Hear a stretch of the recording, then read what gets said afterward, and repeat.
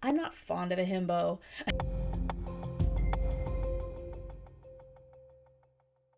Hello, welcome to Sound and Fury Book Reviews. As usual, I'm Tina. Today I'm doing a book review of Death Meets Cute by J. Penner. This is a book from Poison Pen. It's a fantasy romance. It's coming out April 28th, 2026. I received a copy of this e-arc from NetGalley in exchange for a fair review. While a bit too cute with not enough death, Death Meets Cute is, well, it's cozy. What is it about?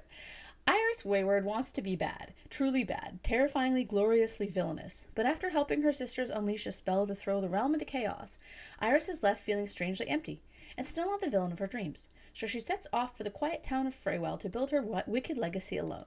Things start with a crooked little cottage, a reputation for curses and potions, and a healthy dose of fear from the locals. When her ogre bodyguard disappears, Iris needs new muscle. Good thing a fearsome orc just toppled over in her yard. Naturally, she decides to reanimate him. It's a perfect solution. Only Talon isn't the brooding warrior she was hoping for. He's gentle, he bakes, worst of all, he's nice. But Iris can't possibly have a thing for her new employee. She's supposed to be the most wicked witch in town. While Iris struggles to turn Talon into the enforcer she deserves, her sisters arrive seeking help. Their magic is fading, and the cause may be closer than any of them realize. Timing couldn't be worse, and falling for an orc wasn't supposed to be part of her villain era, but it might turn out to be the best spell she's ever cast. Okay. So, the good things first, because I don't like giving negative reviews. And I don't say that this review is going to be negative. I'm just going to explain why this one just didn't land for me. But first, I want to explain the things that were good about it. So, in case you are interested, you can listen to that and stop there. So, I really liked the focus on the sisters. As someone who has two sisters, I enjoyed their bickering. I liked their dynamic. I thought that was a great kind of side aspect and a way to build out Iris's personality.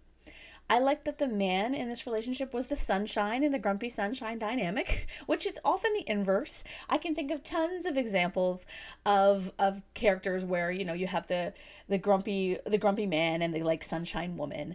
But in this case it's the other way around. And I think that, yeah, we don't see that. I can't even think of another example. If you can think of another example, let me know in the comments. The book was very, very cozy, which was lovely. That was nice. If you're looking for cozy, this book is definitely cozy. It was also very easy to read, albeit it was a bit too YA-ish for me at times.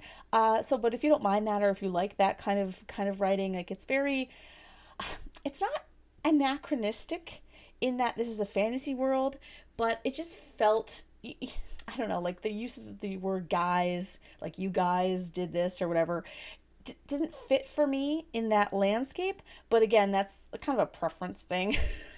So yeah, if you don't mind that, or you like that kind of casual style, you'll enjoy this.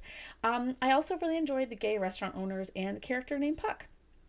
So if you want a closed-door romance with a devoted from the get-go male MC and a find-yourself subplot for the female main character with some cute talking animals and great descriptions of food, you will likely enjoy this. As I said, it's really, really cozy. It is cute. I didn't dislike it. There were things about it that kept it kind of I can't bring this book past 2.5 stars, really. I'm going to give it 3 stars on Goodreads because you can't give half stars, and I don't think it deserves a 2-star. But I can't, in good conscience, give it a 4-star.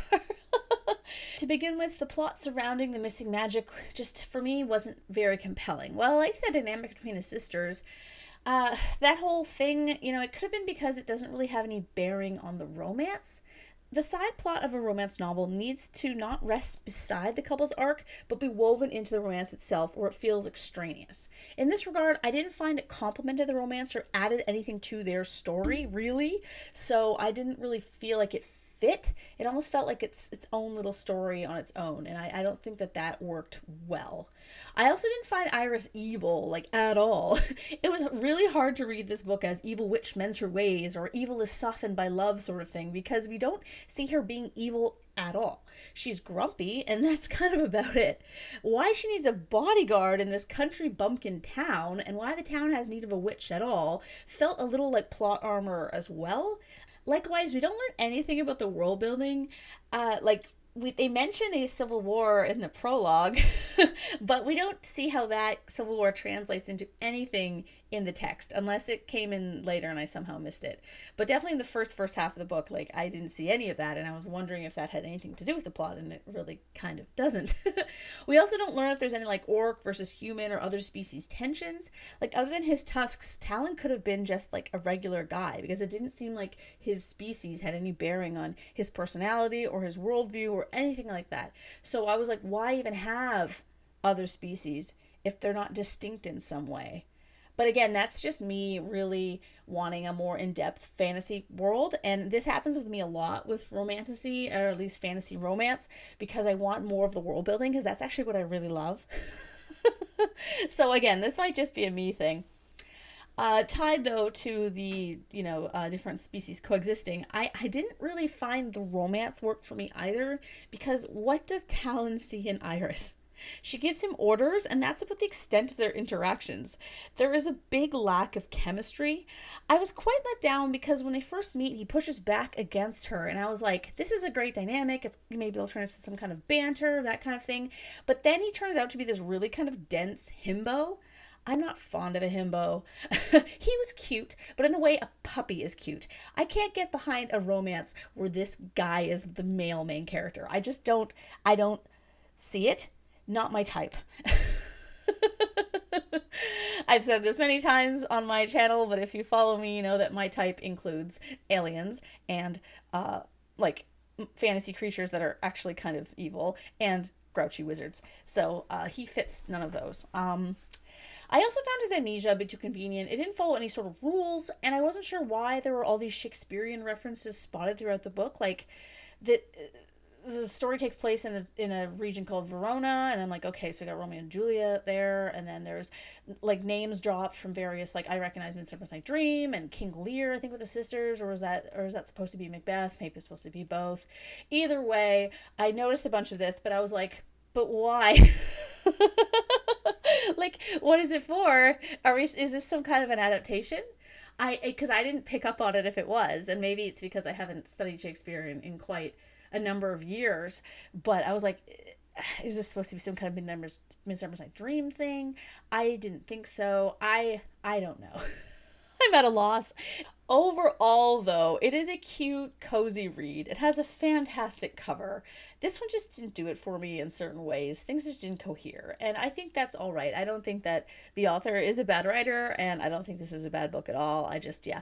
Romance is so, so subjective. I think in terms of all of the genres, like romance is the one where it consistently is hard to get over like a 4-star rating on any kind of the rating sites, because it's so particular. Like if you don't feel if you don't feel the love story, if you don't feel the characters, if you don't feel anything, it's hard to kind of progress through it, because romance really demands almost reader immersion more than any other genre, because you're not watching it from you're almost watching it from the inside. It's so interesting. I'm kind of rambling here at the top of my head, but I'd like to maybe I'll do a video about this at some point, but talking about like why romance is so subjective.